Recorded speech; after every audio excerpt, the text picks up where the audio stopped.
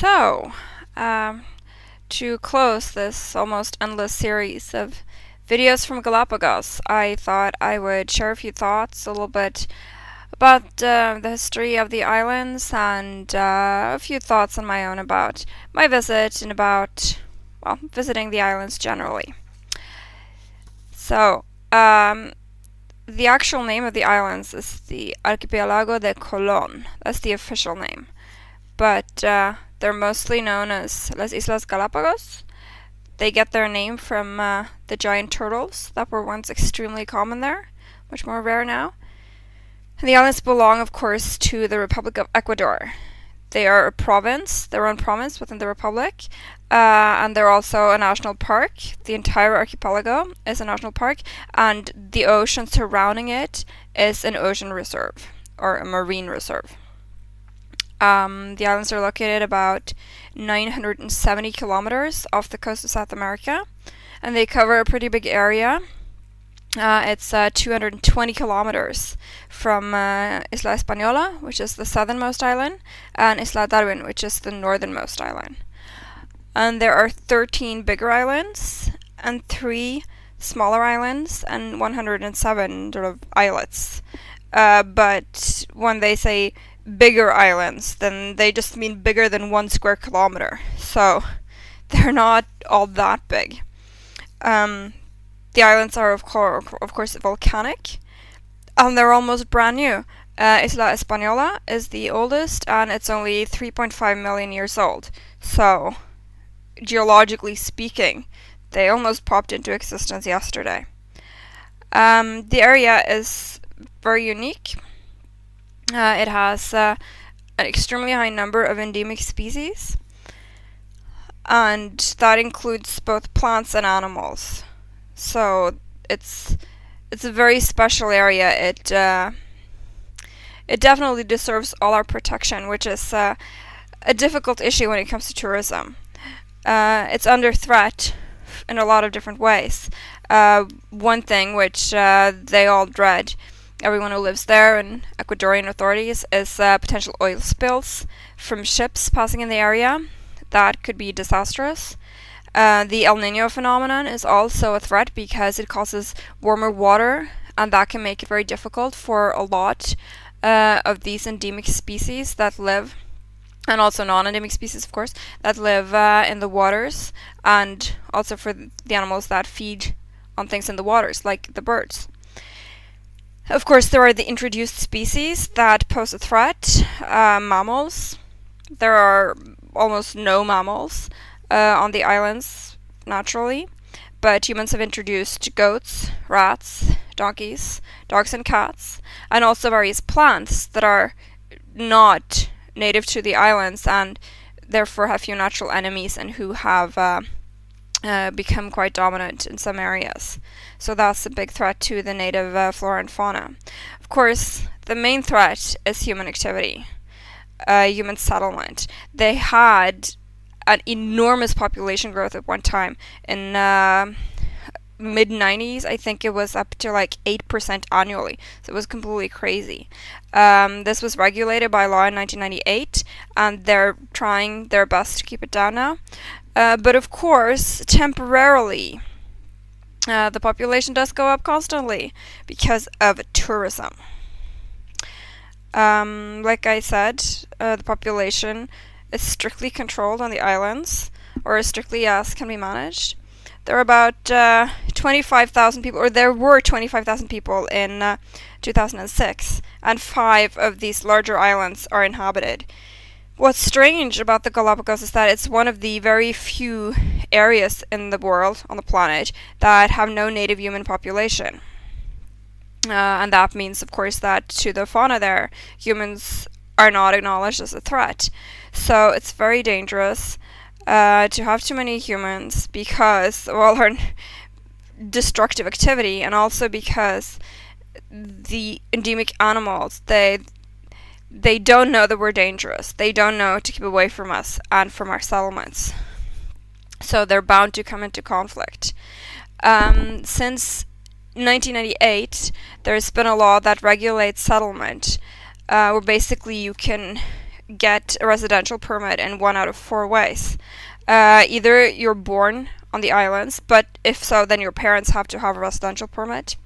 You have to have been living on the islands before 1998 when the law came into effect, and also have lived there 5 years after that. Or you're married to a person who has a residential permit. Or finally, if you work for some kind of municipal authority, or you're some kind of clergy, then you can also get a residential permit as a way of trying to entice qualified personnel, I assume. But it's difficult to maintain that because they're islands and people can sneak in through non-regulated boat traffic, and they're having a bit of a hard time keeping track of it, but they're really, the authorities, the government of Ecuador, they're really trying to keep human population down because it is so destructive to the islands. There have been regulations to try to protect the area actually since the 1930s, but they didn't really work, and nothing seriously was done until the 1950s. In 1959, the islands became a national park, and then the marine reserve was extended to also include the marine reserve in 1986.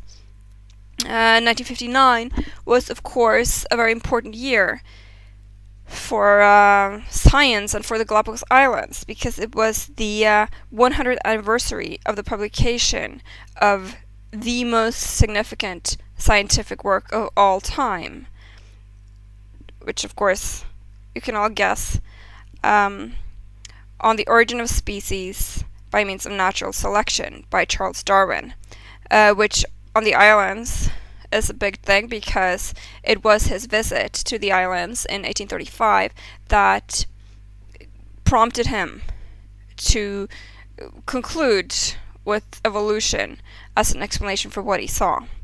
So in 1959, the national park was set up on the centenary celebration, and also the Charles Darwin Foundation was founded to do research. It has 2 purposes. One is to do research into the fauna and flora of the islands, and the other purpose is to basically transmit this research or the results of the research to the Ecuadorian government so that they have some scientific foundation for the regulatory work that they do and that they at that time desperately needed to do. Then 5 years later, in 1964, the Charles Darwin Research Station was set up to, again, a 2-pronged purpose, to protect the endemic fauna and flora and to exterminate those introduced species. And that has in part been very successful, fortunately, especially exterminating goats from some islands where they've done tremendous damage. Okay, that's a little bit about the islands themselves, and I'm going to say a little bit about my trip. It was kind of a boring trip. It was like a standard tourist setup. But the rules are very strict. You're not allowed to go island hopping on your own. You have to pay $100 just to get into the park, and then you cannot travel between islands without a guide that is working for and is approved by the national park. So it's easiest to just book a place on a boat and have a guide with you and have it all set up. It's much easier and is also better. I'm going to get back to that.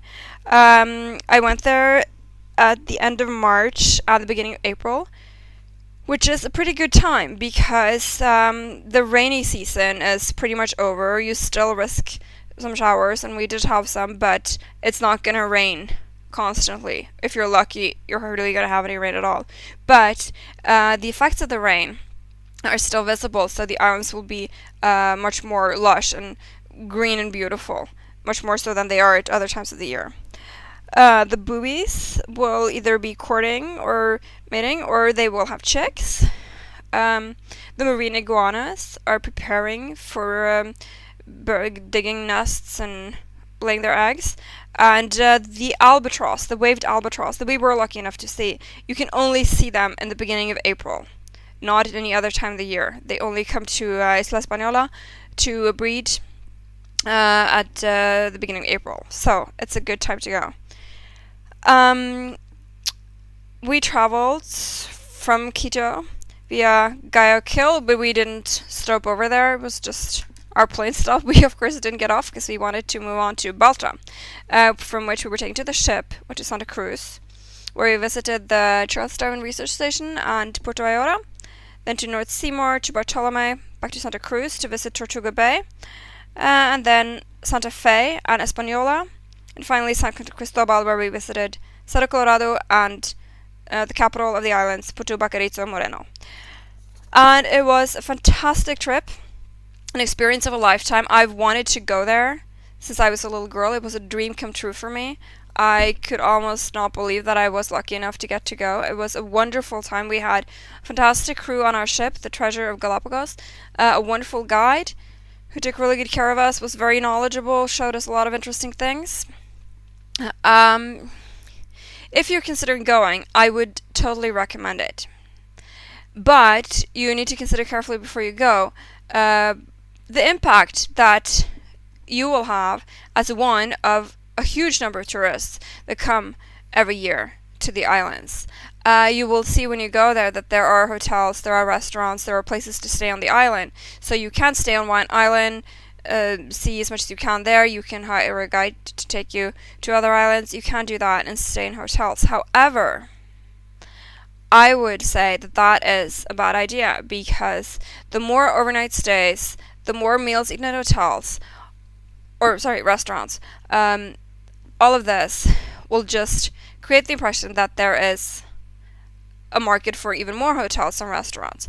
And like I said, it's human activity, especially through tourism, perhaps, because that's the one thing that they can't really control as much as settlement, because of course they're keeping tabs on who's coming in and all of this, but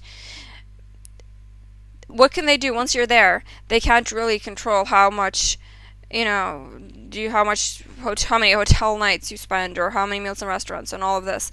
And the way you make the least impact on the islands themselves, as far as I can tell, would be to stay on board a ship, have your meals there.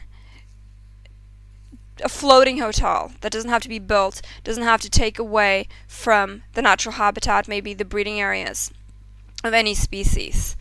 Consider that.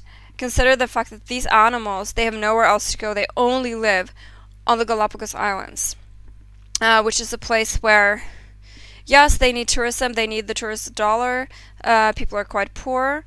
Relatively friendly, not necessarily as much so as in Peru, I have to say. Seemed more indifferent to tourists than the Peruvians did.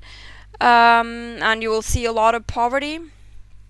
But again, for me personally, I'm sorry to say, the animals are clearly more important, because these animals have nowhere else to go. And a trip to the Galapagos is fantastic. You will see so much. You will be blown away by the beauty and just the spectacle of this wonder of nature. However, you need to consider the impact that you're having on an area that really cannot tolerate a lot of human activity before it risks having a significant impact. So, yeah, that's really all I wanted to say. I'm not sure I was able to say a lot of really smart things in this video, but I had a fantastic time. I loved the whole trip, even when I was seasick in a tiny little storm that we came across. If you get the chance to go, and if you have a genuine interest, and like for me, it's your dream, yeah, you should go. You should go. But stay in a boat, don't litter, be careful, be kind to the animals, do what you can to make sure your stay has as little impact as possible on the beautiful nature of the Galapagos Islands, which I hope that through my videos I've given you some tiny insight into. So, thank you for watching.